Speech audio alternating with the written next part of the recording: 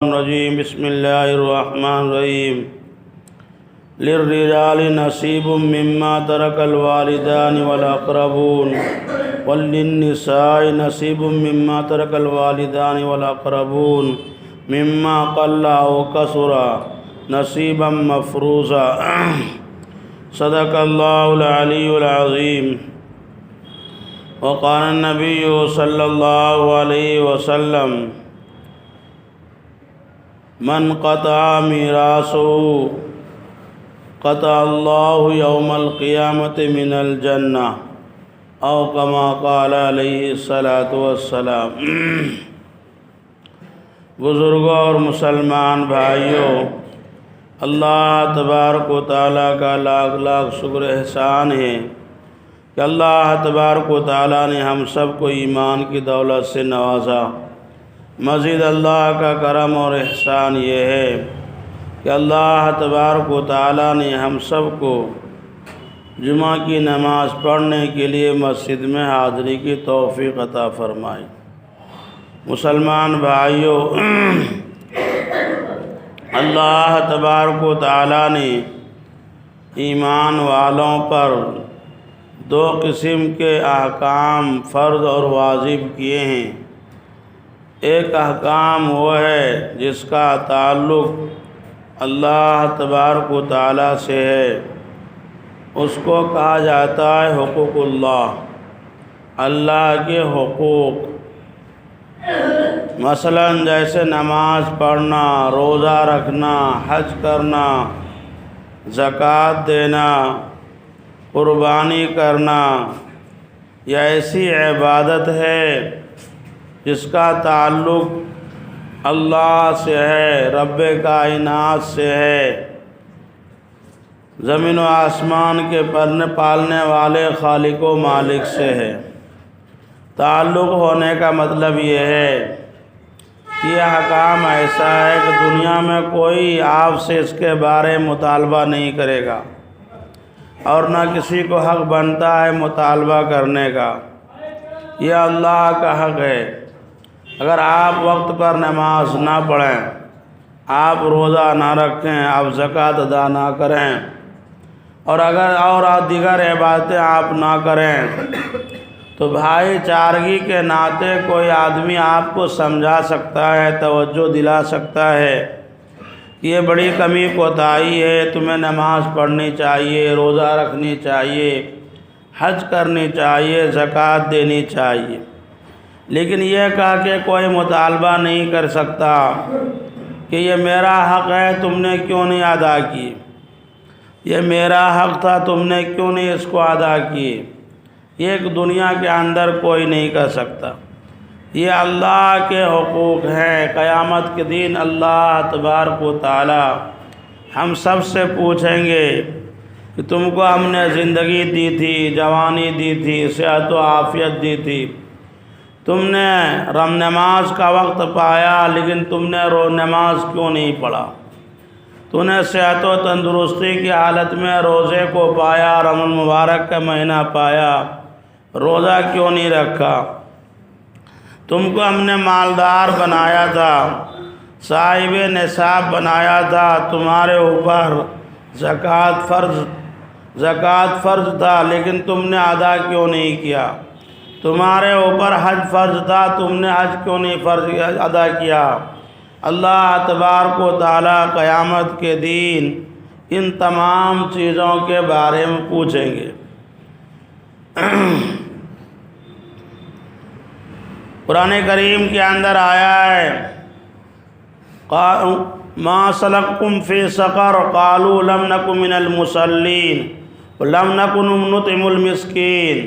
کہ فرشتے ایمان والے سے پوچھیں گے کہ تم جہنم میں کیوں ڈالے جا رہے ہو، جہنم میں کیوں تم داخل کیے جا رہے ہو، تو کہیں گے ہم دنیا کے اندر نماز نہیں پڑھتے تھے، لم نک من المصلین، ہم نماز نہیں پڑھتے تھے، جس کے بنا پر آج ہمیں جہنم میں جانا پڑ رہا ہے، اور ہم جو ہے مسکینوں کو، یتیموں کو، بیواؤں کو، غریبوں کو ہم کھانا نہیں کھلایا کرتے تھے۔ لم نکن نطعم المسکین، اور ہم مسکینوں کو کھانا نہیں کھلاتے تھے، جس کی وجہ سے آج ہمیں جہنم میں جانا پڑ رہا ہے۔ تو یہ نماز اور یہ حج، یہ زکوٰۃ، چاہے مالی عبادت ہو چاہے بدنی عبادت ہو، اس کو اگر ادا نہ کیا جائے قیامت کے دن یہ بھی جہنم میں داخل ہونے کا ایک سبب ہوگا۔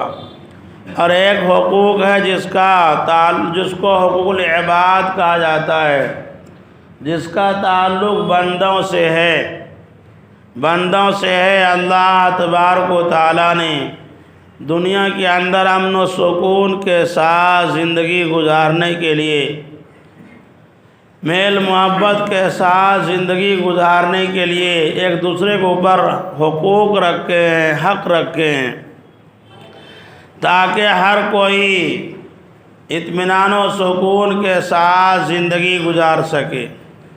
یہ حقوق العباد جو ہے یہ ہمارے فائدے کے لیے ہے تو تمام کے تمام احکام ہمارے فائدے کے لیے۔ اللہ تبارک و تعالیٰ نے جو کام کرنے کے لیے کہا ہے اس کے اندر ہم سب کو یہ یقین رکھنی چاہیے، ایمان رکھنی چاہیے، اس کے کرنے میں ہمارا 100% فائدہ ہے، اور جن چیزوں سے اللہ تبارک و تعالیٰ نے منع کیا ہے اس کے اندر اس کو کرنے میں 100% ہمارا نقصان ہے، چاہے یہ نقصان دنیاوی اعتبار سے ہو یا آخرت کے اعتبار سے ہو۔ تو اللہ تبارک و تعالیٰ نے جتنے احکام نازل کیے ہیں اور واجب اور فرض قرار دیے ہیں یہ ہمارے فائدے کے لیے ہے۔ حقوق العباد کا تعلق بھی اسی مصلحت کے تحت ہے کہ تاکہ انسان سکون کے ساتھ عزت طریقے پر زندگی گزارے۔ اس کا تعلق بندوں سے ہے، بندوں کے مطالبے سے ہے، انجام کے اعتبار سے، آخرت کے اعتبار سے۔ حقوق اللہ کے مقابلے میں حقوق العباد زیادہ سخت ہے اور زیادہ مشکل ہے۔ قیامت کے دن جب محشر قائم ہوں گے، حساب و کتاب لیا جائے گا، انسانوں کے اعمال تولے جائیں گے، تو جہاں پر حقوق اللہ کا معاملہ ہوگا اس کے اندر کمی کوتاہی ہوں گے تو اللہ تبارک و تعالیٰ خود سے اپنے طور پر اس کو نمٹ لیں گے۔ اور امید یہ کی جا سکتی ہے کہ اللہ تبارک و تعالیٰ غفار ہے، بہت زیادہ معاف کرنے والا ہے۔ اللہ تبارک و تعالیٰ ستار ہے، پردہ پوشی کرتا ہے، عیب کو چھپاتا ہے، بندوں کے گناہوں کو چھپاتا ہے۔ اللہ تبارک و تعالیٰ عفو درگزر کرنے والے ہیں، بڑے مہربان، رحمان اور رحیم ہیں۔ اس لیے ان کے حقوق کے تعلق سے اگر ایمان والوں سے کچھ کم زیادہ ہو جائے تو یہ امید کی جا سکتی کہ اللہ تبارک و تعالیٰ معاف فرما دیں گے، درگزر کا معاملہ کریں گے، اس میں کسی اور کا تعلق نہیں ہے۔ لیکن حقوق العباد کا تعلق بندوں سے ہے۔ جب ایمان والے کا معاملہ قیامت کے دن پھنسے گا، رک جائے گا، اور حقوق العباد ادا نہ کرنے کی وجہ سے معاملہ اٹک جائے گا، اللہ تبارک و تعالیٰ بندوں سے فرمائیں گے کہ جب تک فلاں بندہ تم کو معاف نہیں کرتا اس سے پہلے میں معاف نہیں کروں گا۔ تو اللہ تبارک و تعالیٰ اس وقت تک معاف نہیں کریں گے جب تک کہ بندہ معاف نہ کر دے۔ اس لیے حقوق العباد انجام کے اعتبار سے، آخرت کے اعتبار سے حقوق اللہ کے معاملے میں مقابلے میں زیادہ سخت، زیادہ دشوار کن ہے۔ اب اندازہ کریں ہم اور آپ کہ ہم اپنے بندوں سے، اپنے متعلقین سے، اپنے رشتہ داروں سے کیا امید کی جا سکتی ہے؟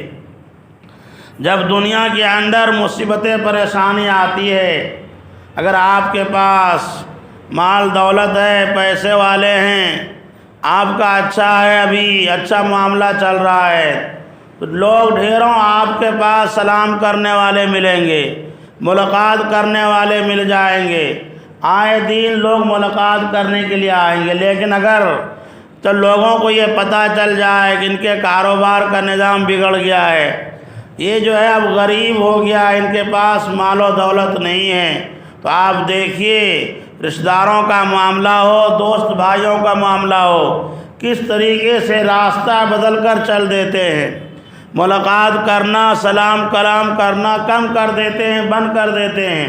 ان کے پاس جاؤں گا تو مانگنے نہ لگے، کوئی مطالبہ نہ رکھ دے، اب ان کے پاس رہا کیا؟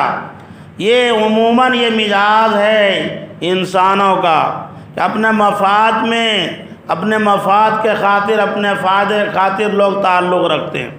یہی معاملہ قیامت کے دن بھی ہوگا، قیامت کے دن بھی ہوگا، نفسا نفسی کا عالم ہوگا، کوئی کسی کا پرسان حال نہیں ہوگا۔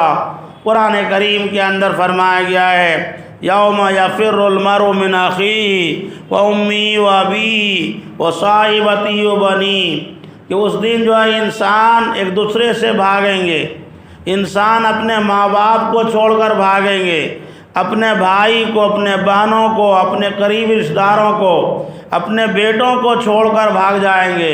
اور اس کا الٹا بھی ہوگا، بیٹا باپ کو چھوڑ کر بھاگ جائیں گے، بیٹی ماں کو چھوڑ کر بھاگ جائیں گے۔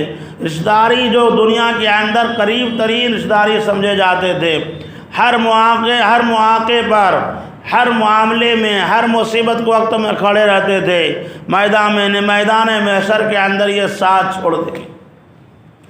ہر آدمی اپنے نفسا نفسی کا عالم ہوگا۔ اب وہاں پر ایسے موقع پر آپ کا معاملہ پھنسا ہوا ہو تو ظاہر سی بات ہے کون معاف کرنے کے لیے تیار ہوگا، جبکہ ان کو خود ضرورت ہے۔ اس لیے اللہ کے رسول نے ایک موقع پر صحابہ کرام سے فرمایا تمہیں معلوم ہے مسکین کون لوگ ہیں؟ مسکین کس کو کہتے ہیں؟ صحابہ کرام نے کہا اللہ کے رسول ہم مسکین اس کو سمجھتے ہیں ملا لہو درہم ولا دراہم ولا دینار، جن کے پاس روپیے پیسے نہ ہو، درہم دنانیر نہ ہو، ان کے پاس مال و دولت نہ ہو، اس کو ہم مسکین کہتے ہیں۔ اللہ کے رسول نے فرمایا ہاں یہ مسکین تو ہے، لیکن ایک اور دوسرا مسکین بھی ہے کہ قیامت کے دن ایک آدمی، ایک ایمان والا بندہ اللہ کے سامنے پیش ہوگا، ان کے بڑے اچھے اعمال ہوں گے، لیکن اسی کے ساتھ ساتھ لوگوں کے بہت سارے حقوق باقی ہوں گے، لوگوں کے حقوق باقی ہوں گے۔ جب نام اعمال تولا جائے گا، حساب و کتاب ہوگا، تو یہ حقوق والے سب کھڑے ہو جائیں گے اور اللہ سے فریاد کریں گے اللہ میرا ان کے اوپر فلاں چیز کا حق باقی ہے، فلاں چیز کا حق باقی ہے، فلاں چیز کا حق باقی ہے۔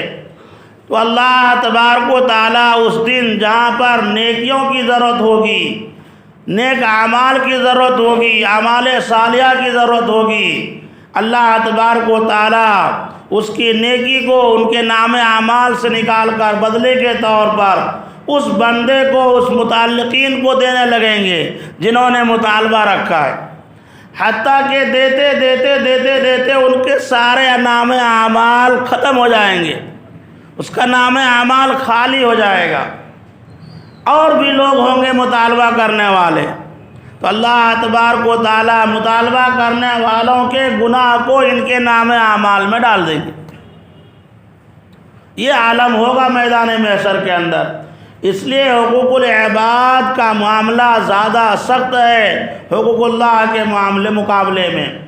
ہم لوگ عام طور سے یہ تصور کرتے ہیں نماز پڑھ لیے، رمضان کا روزہ رکھ لیے، تھوڑے بہت زکوٰۃ ادا کر دیے، فطرہ ادا کر دیے، موقع ملا تو ہم حج کر لیے، بس اتنے سے ہی دین سمجھتے ہیں، شریعت سمجھتے ہیں، باقی کچھ نہیں۔ مسجد میں آئیں، بڑے ادب و احترام کے ساتھ رہے، مسجد سے باہر گئے سارے چیز بھول گئے، مارکیٹ کا نظام، لین دین کا معاملہ، حقوق، آپس کے حقوق، یہ سب کے سب بھول جاتے ہیں۔ مسلمان بھائیوں، انہی حقوق میں سے ایک حقوق ہے میراث کا حقوق، میراث ترکہ۔ میراث جو ہے جس طریقے سے نماز روزہ حج فرض ہے، ایسے ہی اللہ تبارک و تعالیٰ نے میراث کو بھی فرض قرار دیا ہے، ترکہ کو بھی فرض قرار دیا ہے کہ والدین کا انتقال ہوا، گھر میں کسی بڑے کا انتقال ہوا، والد کا انتقال ہوا، انہوں نے جو مال چھوڑا ہے اس مال کو اس کے مطابق تقسیم کر دینا جو اللہ تبارک و تعالیٰ نے بتلایا ہے۔ اور اگر ہم تقسیم نہیں کیے، ان کے لوگوں کو ان کے حق حقوق تک نہیں، ان کے متعلقین تک نہیں پہنچائے تو اس مال کا استعمال کرنا ہمارے لیے جائز نہیں، حرام ہوگا۔ دیکھیے کہ انسان کا انتقال ہوتا ہے، انتقال ہونے کے بعد اس کے جو بھی چھوڑا ہوا مال ہے اس کو ترکہ کہا جاتا ہے، ترکہ۔ میت نے، مرنے والے نے جو مال چھوڑا ہے اس کو ترکہ کہا جاتا ہے۔ سب سے پہلا حق یہ ہوتا ہے اسی مال سے ان کے کفن دفن کا انتظام کیا جائے گا، کفنانے دفنانے کا اخراجات اس سے ادا کی جائے گی۔ دوسرے نمبر پر جب اس سے فارغ ہو جائیں گے پھر اس مال سے اگر اس کا قرض ہے کسی کے اوپر تو اس کے قرض کو ادا کیا جائے گا۔ اگر مرحوم نے کسی سے قرض لے کر گیا ہے دنیا سے، یا مال منگا لیا تھا، مال کا پیمنٹ نہیں ہوا تھا، کسی سے پیمنٹ لے لیے تھے، پیسے لے چکے تھے، مال بھیجنا باقی تھا، یہ سب کے سب قرض کی شکل ہے۔ تو جو بھی ترکہ انہوں نے چھوڑا ہے اس ترکے سے سب سے پہلے اس کا قرض ادا کریں گے۔ اس کے بعد مال اگر بچا ہوا ہے تو اگر انہوں نے وصیت کیے ہیں، وصیت مرتے وقت انہوں نے کار خیر کے لیے وصیت کیا ہے، مسجد کے لیے، مدرسہ کے لیے، یا اپنے خاص کسی رشتہ داروں کے لیے، تو اس میں وصیت نافذ کی جائے گی۔ وصیت کا مسئلہ یہ ہے کہ 1/3 مال، کل مال کو 3 حصے میں آپ تقسیم کر دیں، اس میں سے 1/3 مال کے اندر وصیت نافذ کی جائے گی۔ یعنی وصیت اگر اتنی ہی مال کا کیا ہے تو اتنا ادا کر دیا جائے گا، اور یہ وصیت نافذ کرنا، ادا کرنا، یہ وارثین کے اوپر، ان کے رشتہ داروں کے اوپر واجب ہے۔ اور اگر انہوں نے وصیت کے اندر ثلث مال سے زیادہ کی وصیت کر دیا ہے تو پھر تو وارثین کے اوپر اختیار ہوگا۔ مثلا انہوں نے وصیت کر دیے ہیں، ایک مثال کے طور پر انہوں نے 50,000 روپے کے وصیت کیے ہیں، لیکن ثلث مال جو ہم نکالتے ہیں تو ثلث مال جو ہے صرف 30,000 روپیہ نکلتا ہے، تو 20,000 روپیہ زیادہ وصیت کیے ہوئے ہیں۔ تو یہ وارثین جو ہیں، ان کے متعلقین جو وراثت کے حقدار ہیں، ان کے اوپر ہے، اگر یہ چاہے تو 50,000 روپے وصیت کے طور پر میراث میں سے نکال کر وصیت نافذ کر دے۔ نافذ کرنے کا مطلب یہ ہے کہ جس کے لیے انہوں نے وصیت کیا ہے ان کے حوالے کر دے، نہیں تو 30,000 کے اندر وصیت نافذ کرنا، اس کو ادا کرنا یہ واجب ہے، فرض کے درجے میں۔ 20,000 کے متعلق ان کا اپنا اختیار ہے۔ اب جو باقی بچا مال، اس مال کو جو وارثین ہیں ان وارثین کے درمیان تقسیم کی جائے گی، اور اس کے مطابق تقسیم کی جائے گی جو قرآن و حدیث کے اندر آیا ہے۔ اللہ تبارک و تعالیٰ نے قرآن پاک کے اندر 2 رکوع کے اندر مستقل طور پر تفصیل کے ساتھ اس کو بیان کیا ہے۔ اجمالی طور پر اللہ تبارک و تعالیٰ نے تمہید کو طور پر یہ فرمایا، لِلرِّجَالِ نَصِیبٌ مِّمَّا تَرَکَ الْوَالِدَانِ وَالْأَقْرَبُونَ، مردوں کے لیے حصہ ہے اس مال کے اندر جو مال ان کے والدین یا قریب کے رشتہ دار چھوڑ کر چلے جائے، مردوں کے لیے حصہ ہے۔ وَلِلنِّسَاءِ نَصِیبٌ مِّمَّا تَرَکَ الْوَالِدَانِ وَالْأَقْرَبُونَ، اور عورتوں کے لیے بھی حصہ ہے اس مال کے اندر جو ان کے والدین، ان کے رشتہ دار چھوڑ کر چلے جائے۔ مما قل منہ او کثر، کہ وہ مال جو چھوڑا گیا ہے، مال چاہے تھوڑا ہو چاہے زیادہ ہو، اس مال کے اندر چاہے تھوڑا ہو یا زیادہ ہو، اس کے اندر مردوں کا عورتوں کا دونوں کا حق ہے۔ نصیبا مفروضہ، فرمایا یہ اللہ کی طرف سے یہ حصے مقرر شدہ ہے، اس کے اندر آپ اپنا اختیار نہیں چلا سکتے، جیسے نماز کے اندر، روزے کے اندر اپنا اختیار نہیں چلتا کہ ہم جو ہے جمعہ کی نماز 4 رکعت پڑھ لیں اور ظہر کی نماز کو 2 رکعت کر دیں، نیند آ رہی ہے اس لیے عشاء کی نماز کو 2 رکعت کر دیں، اپنا اختیار اس میں نہیں چلتا۔ ایسے ہی ان حقوق کے اندر معاملہ ہے کہ اللہ تبارک و تعالیٰ نے حصہ مقرر کر دیا، وہ دینا پڑے گا، وہ دینا پڑے گا۔ اگر ہم نہیں دیں گے تو گناہ کبیرہ کا مرتکب ہوں گے، گناہ کبیرہ کا مرتکب ہوں گے۔ ابھی آج کل ایک رواج چل رہا ہے کہ ماں باپ، بوڑھے ماں باپ یہ سوچتے ہیں اپنی زندگی ہی میں دے دیں سب کو، تاکہ بعد میں ہمارے بال بچے لڑائی جھگڑے نہ کریں۔ دیکھیے ترکہ اصل کہا جاتا ہے انتقال کے بعد جو مال بچے اس کو کہا جاتا ہے۔ دنیا میں آپ جو کچھ بھی دیں گے وہ ترکہ نہیں ہوگا، لیکن زندگی میں چونکہ آپ اپنا مال ختم کر دیے ہیں، آپ کے پاس مال نہیں ہے، جو کچھ بھی تھوڑا کچھ بچا کھچا ہوگا وہ مرنے کے بعد دیکھا جائے گا۔ تو دنیا کے اندر آپ جو بھی مال دیں گے وہ آپ کی طرف سے گفٹ اور ہبہ ہوگا، ہدیہ ہوگا آپ کی طرف سے اپنے اولاد کے لیے۔ دنیا کے اندر یہ ہے کہ اگر آپ اولاد کو دینا چاہتے ہیں تو اس کے اندر عدل کا معاملہ کیا جائے، انصاف کا معاملہ کیا جائے۔ اس لیے اس کے اندر 2 طریقہ نکل کیا گیا ہے۔ ایک تو یہ ہے کہ لڑکا لڑکی سب کو آپ برابر برابر کر کے دیں، اگر زندگی میں دے رہے ہیں آپ تو آپ کے اوپر دینا فرض نہیں ہے، لیکن اگر آپ دینا چاہتے ہیں تو ایک طریقہ یہ ہے کہ سب کو برابر برابر دیں، لڑکا کو بھی لڑکی کو بھی۔ اور دوسرا طریقہ یہ ہے کہ جو آپ کے مرنے کے بعد جس کا جتنا حصہ ہوگا اسی حساب سے آپ دنیا کے اندر دے دیں، تاکہ کسی کو کوئی تکلیف نہ ہو۔ آپ کو اپنا اختیار ہے، عدل کرنے کے لیے کہا گیا ہے۔ لوگوں کی یہ غلط فہمی ہو رہی ہے کہ برابری ہونی چاہیے۔ دیکھیے اولاد کے درمیان اللہ تبارک و تعالیٰ نے احادیث کے اندر بھی اور قرآن کے اندر بھی عدل کا معاملہ کہا گیا کرنے کے لیے، انصاف کا، مساوات کا نہیں کہا گیا ہے۔ مساوات کہا جاتا ہے برابری کو، برابر برابر کرنے کو، اس میں ذرہ برابر کم زیادہ نہیں ہونا چاہیے۔ اور عدل ایک الگ چیز ہے، انصاف کرنا۔ اب اس کے ایک مثال سے آپ سمجھیے، ایک کو 3 لڑکے ہیں، ایک لڑکا ہے 25 سال کا، ایک لڑکا ہے 15 سال کا اور ایک لڑکا ہے 8 سال کا۔ ان کے 3 اولاد ہیں۔ تو عدل کا تقاضا یہ ہے کہ اگر ایک لڑکے کو آپ کچھ دے رہے ہیں ہدیے میں، گفٹ میں، تو دوسرے کو بھی دیں، تیسرے کو بھی دیں۔ اب آپ کے اوپر ہے جو دینا چاہیں، بڑے کے اعتبار سے بڑی چیز دیں گے، منجلے کے اعتبار سے اس کے اعتبار سے دیں گے، چھوٹے کے اعتبار سے دیں گے، سب کو دیں آپ، یہ آپ کے اوپر ہے۔ ایک کو دیں، ایک کو بالکل محروم کر دیں، یہ عدل کے خلاف ہے۔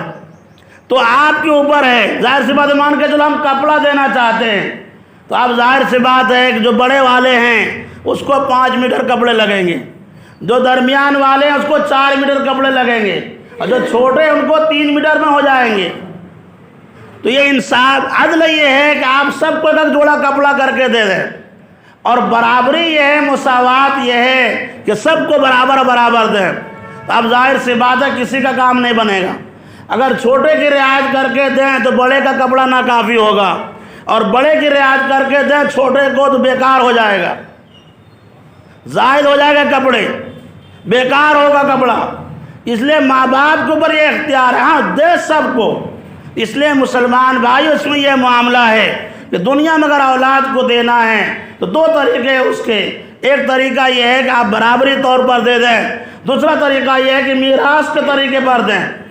تو اور یہ آپ کو اختیار ہے، اس میں کسی کو محروم نہ کریں کسی اولاد کو۔ بہت سارے ماں باپ ایسے ہوتے ہیں اپنی اولاد سے نالا ہو کر، ناراض ہو کر اس کو میراث سے کاٹنا چاہتے ہیں۔ بڑی سخت وعیدیں آئی، اللہ کے رسول نے فرمایا جو شخص اپنی اولاد کو اپنے میراث سے کاٹے گا، بے دخل کرے گا، قیامت کے دن میں ان کو جنت سے بے دخل کر دوں گا۔ جو اپنے اولاد کو اپنے میراث سے بے دخل کرے گا، محروم کرنے کی کوشش کرے گا، میں قیامت کے دن اس کو جنت سے بے دخل کر دوں گا، محروم کر دوں گا۔ اگر اولاد نافرمان ہے ان کے اعمال ان کے ساتھ ہے، ان کے ساتھ ہے، آپ ان کے ساتھ مل کر گناہ کے اندر آپ ملوث نہ ہو۔ عام طور سے ایسے موقع پر ایسا کرتے ہیں کہ غصے میں آ کر باقی لوگوں کے لیے وصیت کر دیتے ہیں یا لکھ دیتے ہیں اور اولاد کو محروم کر دیتے ہیں۔ مسلمان بھائیوں، ان سب چیزوں سے احتیاط کرنے کی ضرورت ہے۔ اللہ تعالیٰ سے دعا ہے ہم سب کو کہنے سننے سے زیادہ عمل کرنے کی توفیق عطا فرمائے۔ واخذ